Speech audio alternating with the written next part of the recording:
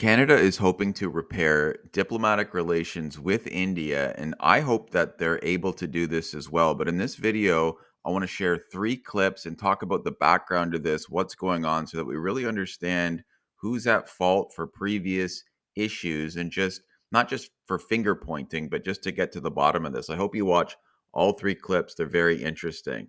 Now, this guy's the Indian Foreign Affairs Minister, very high position in India. Is not just some crazy guy ranting and raving. But let's listen to what he said. This is a good start to this. So check this out. Number of gangland people, number of people with organized crime links from Punjab have been made welcome in Canada. We have been telling Canada, saying, look, these are wanted criminals from India. You have given them visas. They have come, many of them in false documentation. And yet you allow them to live there. If you decide to import for political purposes people with very dubious, actually very negative background, there will be issues. They have, in some cases, created problems in their own country as a result of their own policies. Check this out. So the foreign affairs minister told Canada, our top government officials, look, we got this list of Indians who we highly recommend. They have terrible criminal records back home. Don't let them in. Don't give them visas. Here are the people. And for whatever reason, he's saying political, probably is, get votes or whatever. Yeah, we let them in, and we've had all kinds of problems. Now we're going to look quickly at a few of these problems that have come up. It's not just a warning. This is what's happened. Shootings and ongoing threats. Police say extortion-related incidents are hitting South Asian families and businesses across British Columbia. And Abbotsford is seeing the community impact as well. We have people that are now living in fear, that have been targeted, that we have neighborhoods that are nervous, that are fearful. This is a massive concern. Abbotsford police say they received 38 reports of extortion-related incidents between November 2023 and September 2025. Majority of the cases have been extortion letter type of events where people or businesses would receive letters demanding money in exchange of safety. Okay, so I'm going to skip a little bit here, but this is like the huge extortion issue that's coming from the Indian community. Obviously not everybody in there, not even close, but a huge number of criminals. Now watch this next clip. For the creation of a separate Sikh state. Project Outsource has resulted in the arrest and charging, as you heard from the chief, of two people who we believe were leading a criminal organization. They are Inderjeet Dhami and Paritosh Chopra, and they are charged with instructing the commission of an offense for a criminal organization. What that means is they were in charge of this organization and providing direction to others that were a part of it. This was a crime group who attempted to extort hundreds of thousands of dollars from our community with threats, and also engaged in tow industry related violence and crimes like fraud. A total of 18 people have been arrested and collectively share nearly 100 criminal charges related to extortion, conspiracy, fraud, firearms, and more. A total of $4.2 million in assets have been seized, including 18 tow trucks, 5 stolen. There's like huge criminal gangs that get let in. And the sad part is we were warned about who. Okay, we're warned from India about who, and somehow we look the other way. This goes on and on. There's a zillion of this, car thefts. Now, this clip, the second one here, look at this. This guy is former BC Premier.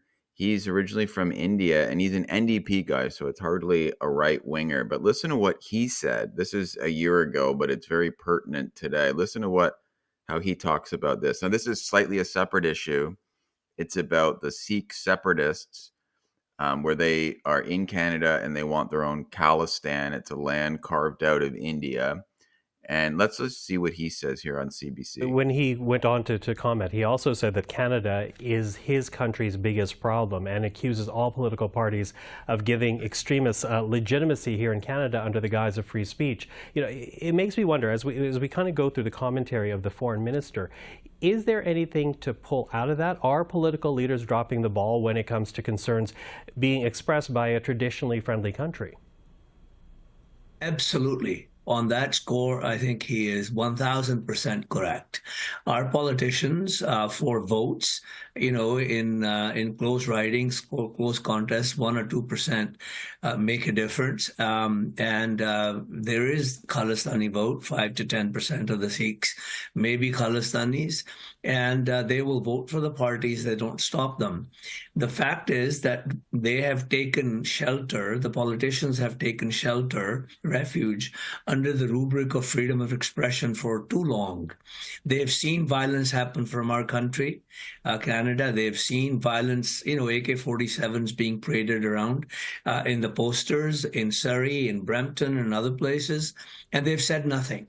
And, they can go a bit further and say, India is a friendly country. India is a democracy, faltering perhaps at this moment. We don't want Quebec to separate from us. Therefore, we don't want a dismemberment of a friendly country. We don't support what you're doing. You have the right to ask for that, but you have no right to perpetrate violence here or in India in the name of that, because we don't support a dismemberment of that country. So basically, there is a group of Sikhs. Now, I like a lot of Sikhs. This is not all of them, not even close, but there's a large and powerful group. Again, they want this land called Khalistan, they say, in India. Now, Canada doesn't care about that at all. That's their own issue. We should have good relations with a large country of India. It doesn't matter what we think of their internal politics that much. It's just there's a lot of trade, a lot of people back and forth. It's very important globally.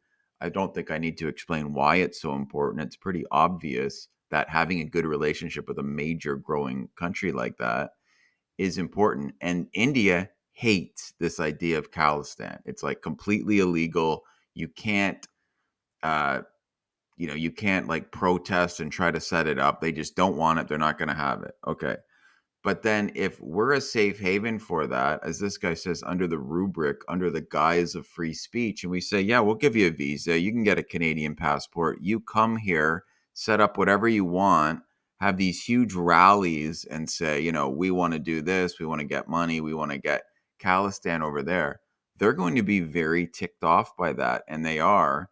And that's when a couple years ago, Trudeau went and accused the Indian government of murdering that, as they call him, a Canadian, Hardeep Singh Nijjar, who's like a main guy in that Khalistani Canadian movement. And I don't think anybody knows exactly who was behind that killing, but I don't think most Canadians think it's as simple as Indian government's over here killing Canadians. Because if you look at that guy, is he really a Canadian? Well, technically, yes, because we gave him a passport. But if his whole goal is to be over here threatening to create a new land in India, I'm not saying India should be over here killing, but why are we allowing this?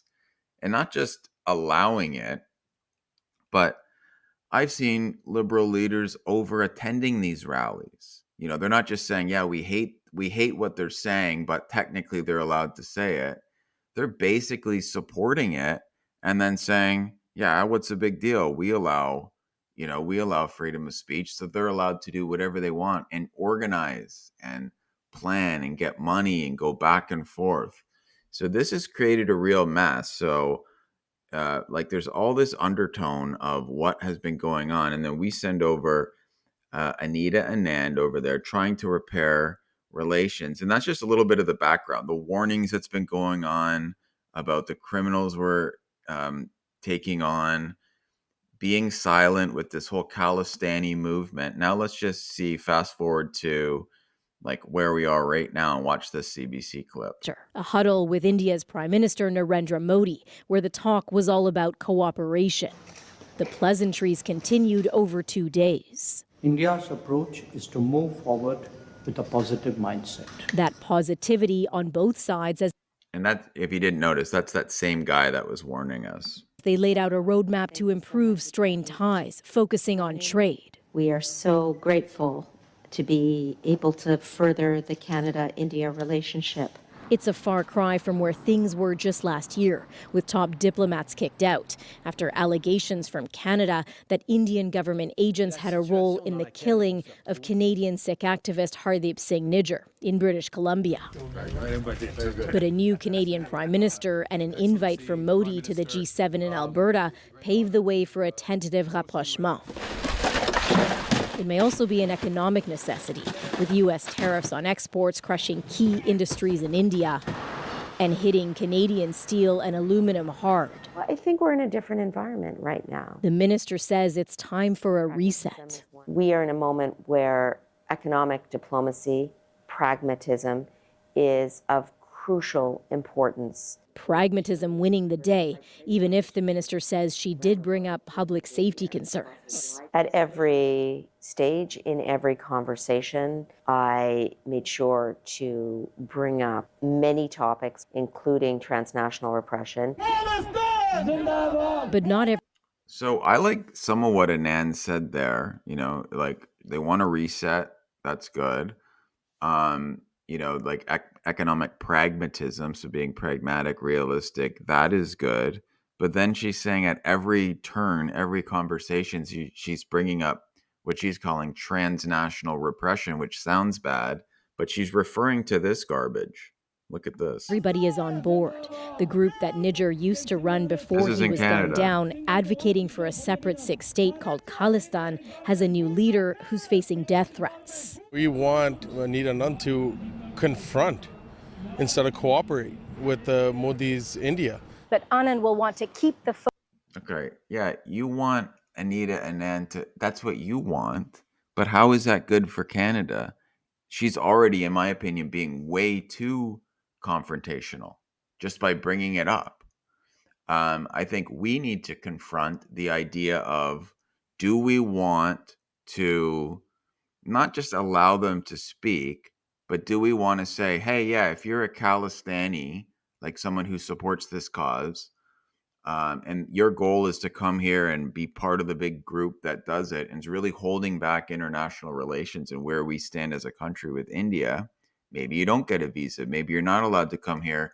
Maybe we do go out and publicly say, we don't support this at all. We hate it. And we make Canada like an unattractive place, not an unsafe place, just an unattractive place to set that up. Because although you care about the Sikhs for justice, you call it the Khalistan movement. Maybe there's something behind it that I don't know. There probably is. I have no idea. But I don't see how it's even possible that this is a good thing for Canada to have as a sticking point in our relations, to set up, to allow people to come here and say, oh, what a great place Canada is. We can just use that land as our launching pad for this thing to go and, try to get our Sikh land Khalistan again. If you did that over in India, we would, I guess, tacitly support it by saying, like, we hope you have, like, nobody hurts anyone and you get free speech and all that. But I don't know. I hope this was interesting. I'd love to hear comments from Indians, Sikhs, whatever. Maybe you could educate me on something that I've missed out on. I'm trying to be fair, but as a Canadian, this is how I'm seeing the backdrop. We should be paying more attention to what India's warnings are. A lot of them have come true, unfortunately. And I hope we're just a little wiser going forward. I think that would cause less racism as well, because if we're getting, a higher caliber of people, less criminals in, then people won't be as upset, when things go wrong with all this stuff. So anyway, love to hear what you think in the comments. Like, share, subscribe. We'll see you in the next one.